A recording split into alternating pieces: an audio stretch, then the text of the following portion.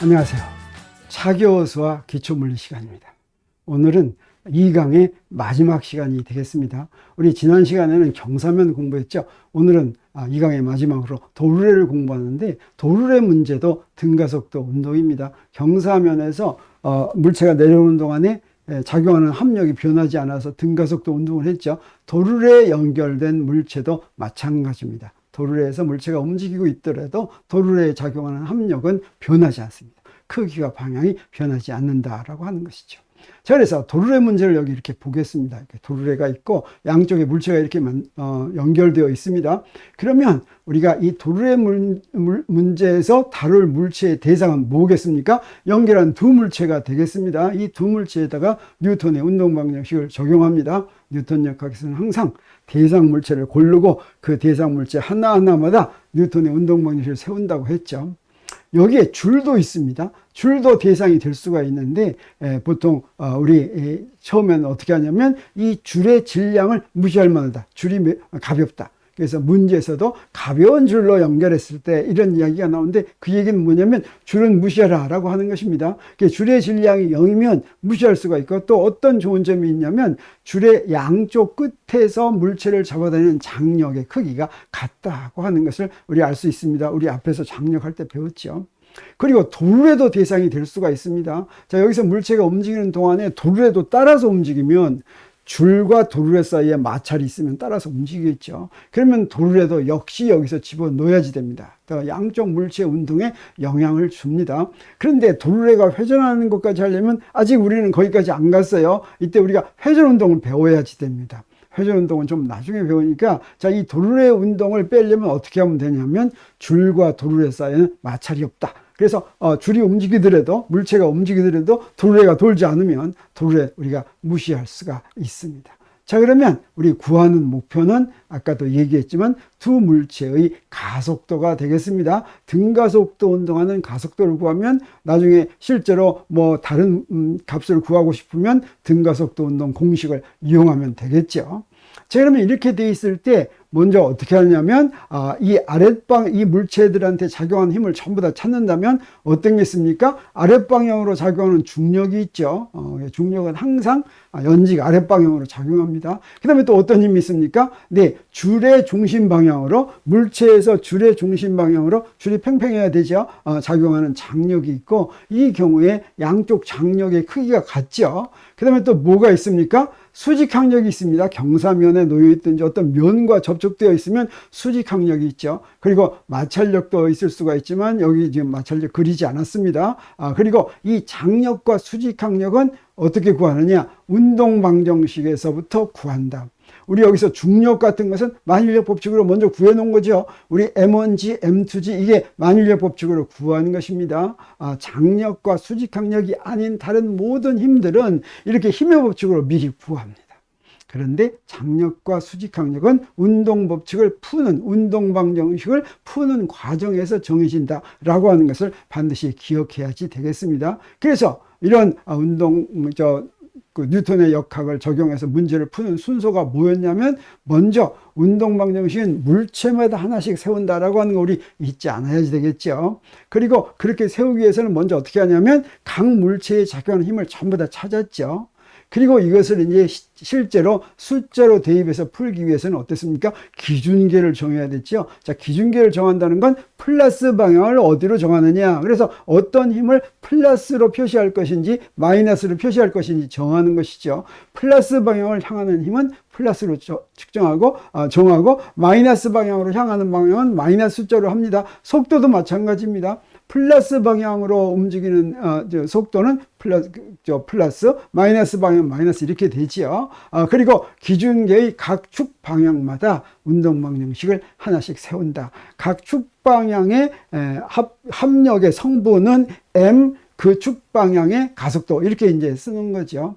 자, 그래서 우리 경사면에 도르래가 있는 물체의 경우에는 이제 어떻게 풀면 되냐면, 먼저 기준계를 정한다고 그랬죠. 우리 힘들이 이렇게 있으니까 우리 M1에 대해서 물체마다 기준계를 따로 정해야지 되겠어요. 그래서 M1에 대해서 기준계를 정하는데 우리 이렇게 정하겠습니다. 하나는 경사면 위쪽을 따라가는 방향을 플러스 X방향, 경사면의 수직인 방향을 플러스 Y방향 이렇게 정하겠어요. 그러면 우리 여기서부터 바로 무엇을 구할 수가 있냐면 X축 방향의 운동방향식을 구할 수가 있겠죠.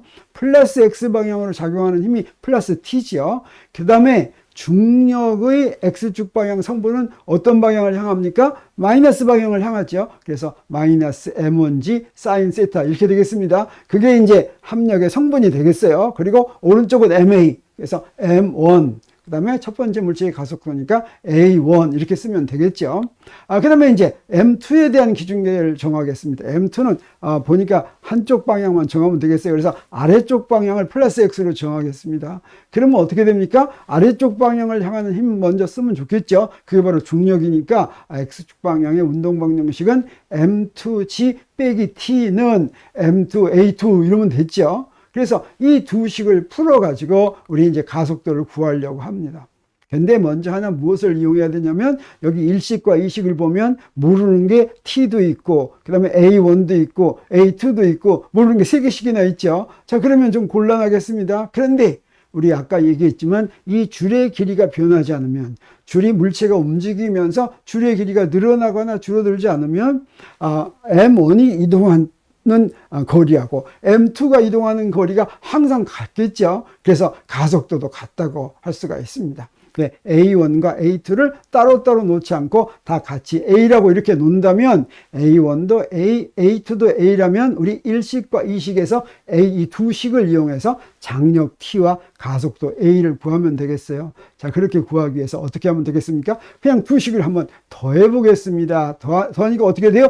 T가 없어졌죠. 그리고 우리 A를 구할 수가 있습니다. 자, A 어떻게 됐습니까? A는 M1 더하기 M2분의 M2 빼기 M1 사인 세타 G 이렇게 됐죠. 그리고 우리가 장력을 이제 구하고 싶다면 어떻게 하면 되겠어요? 1식이나 2식에 이 가속도를 대입할 것 같으면 장력이 나오겠죠.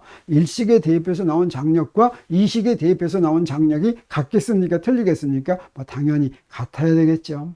자, 그런데 우리가 아까 기준계는 아무렇게나 정해도 좋다고 그랬으니까 우리 다른 기준계 하나 정해보겠습니다. M1에 대한 기준계는 그대로 놔두고 M2에 대한 기준계를 위쪽 방향을 플러스로 한번 해보겠어요. 우리 앞에서 한 거하고 어때요? 반대 방향으로 한 것입니다. 자, 그러면 어떻게 되겠습니까? 식이 자 플러스 방향을 먼저 쓰면 장력이 먼저죠. 그래서 장력 빼기 M2G는 이렇게 씁니다. 그랬더니 M2A2 이렇게 됐어요. 그래서 이 두 식을 풀어서 우리 가속도를 구하려고 합니다.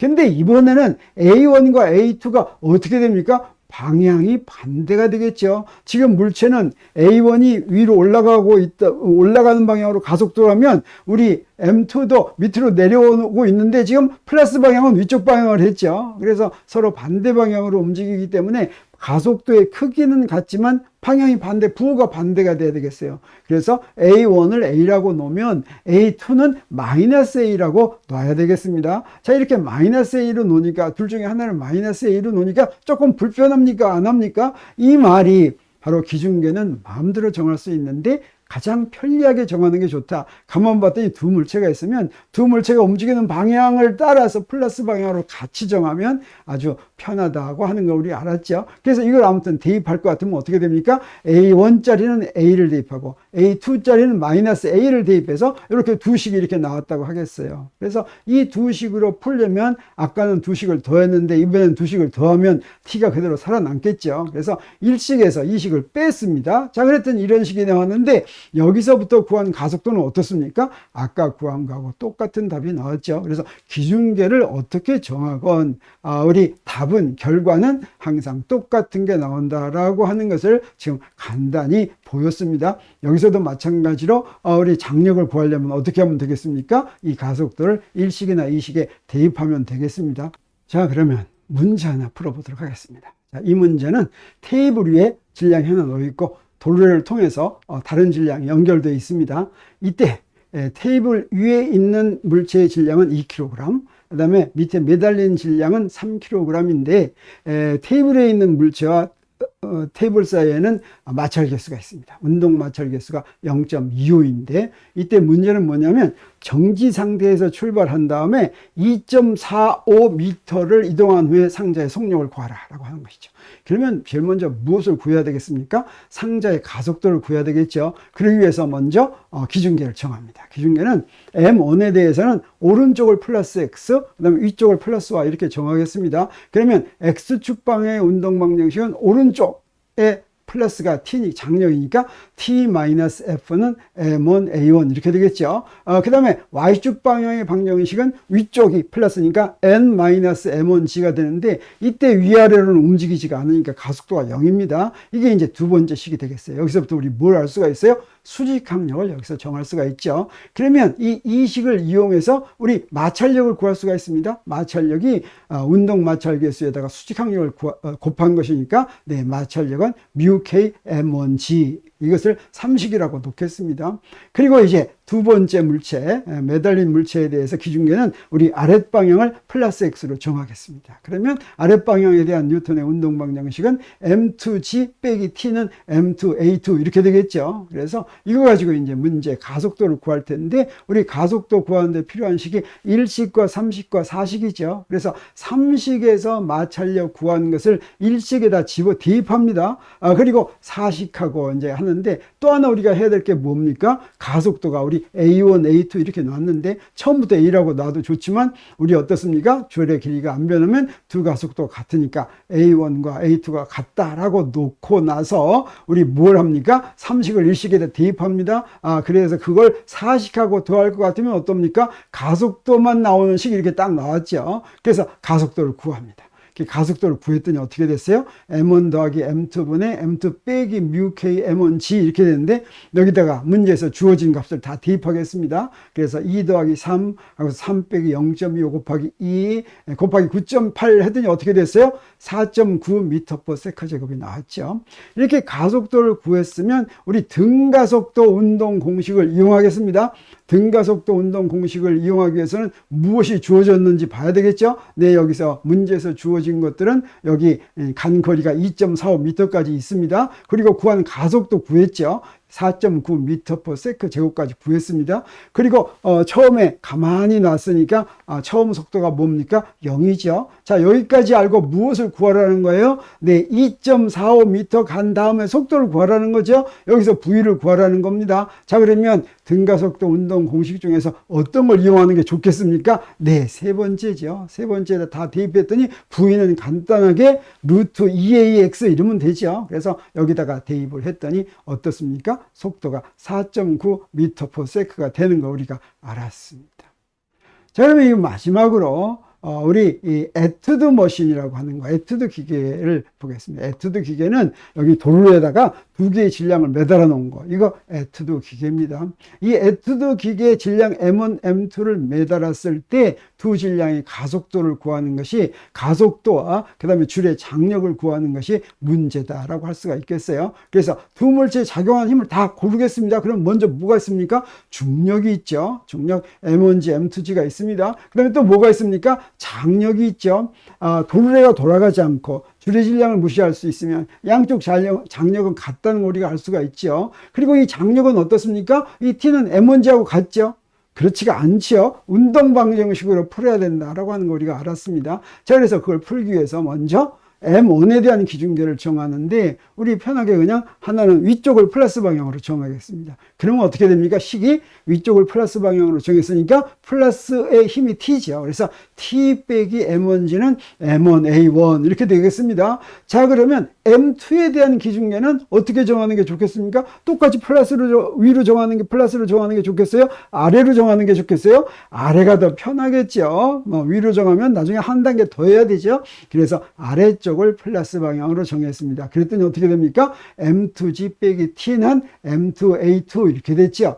자, 그래서 이걸 풀기 위해서 일식과 이식을 푸는데 우리 모두 또 알아야 됩니까? A1하고 A2가 같다는 거 놔야 되겠죠. 그래서 두 개를 A라고 놓으면 그러면 바로 우리 뭘 구할 수가 있냐면 A라고 놓고서 두 개를 더해볼 것 같으면 T가 없어지죠. 그래서 T가 없어져서 A를 구할 수가 있습니다. 그러면 A는 어떻게 됩니까? 네, 여기 보기 좋게 하기 위해서 앞에 마이너스를 이렇게 뽑아냈어요. 그랬더니 M1 더하기 M2 분의 M1 마이너스 M2G 이렇게 됐습니다. 저기서 앞에서 마이너스가 나오는 이유는 뭐냐면 여기에 플러스 방향을 이렇게 정했기 때문에 그렇습니다. 그래서 그 M2가 아래로 내려오는 걸 플러스로 했죠. 그래서 M2가 플러스가 되게 이렇게 딱 된 겁니다.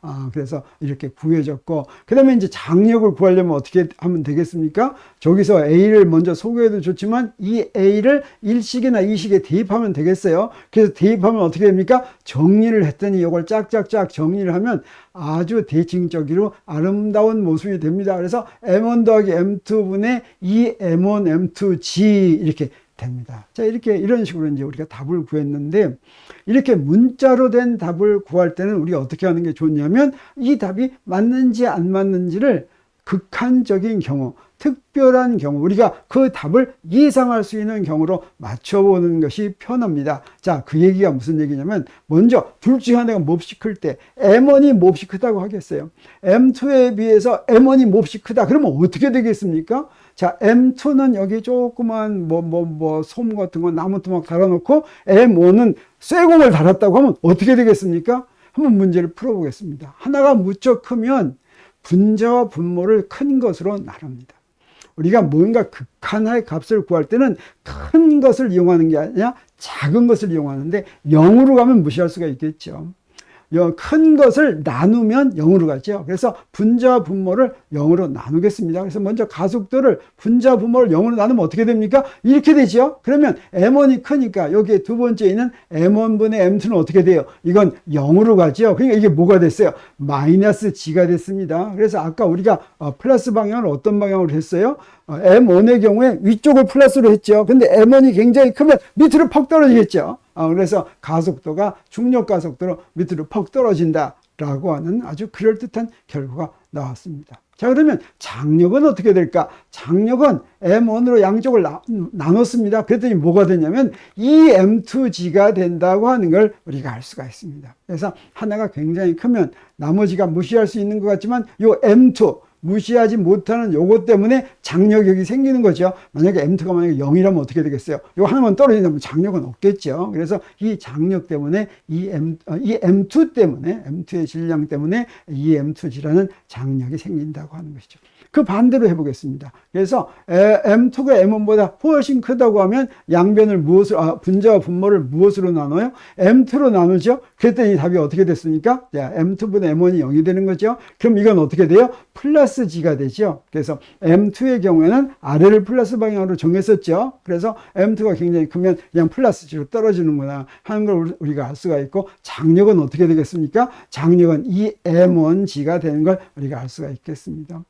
또 다른 특별한 경우가 있습니다. 그게 바로 뭐냐면 M1과 M2가 같은 경우예요. M1과 M2가 같으면 어떻게 되겠습니까? M1과 M2를 M이라고 놓고 이 답에다가 대입해 보겠어요. 그랬더니 가속도가 얼마가 됐어요? 가속도가 M 빼기 M이니까 가속도가 0이 되죠. 두 개가 같으면 등가속도 운동하는데 일단 한번 움직여 줄 것 같으면 처음에 안 움직였다면 안 움직이겠죠.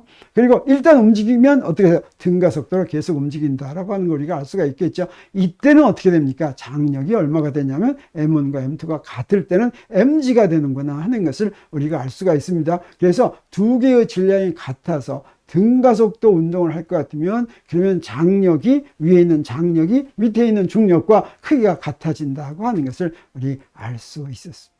자, 이렇게 해서 제2강 등가속도 운동을 모두 마치기로 하겠습니다. 다음 시간은 우리 3강에서 여러분을 다시 만나겠습니다. 감사합니다.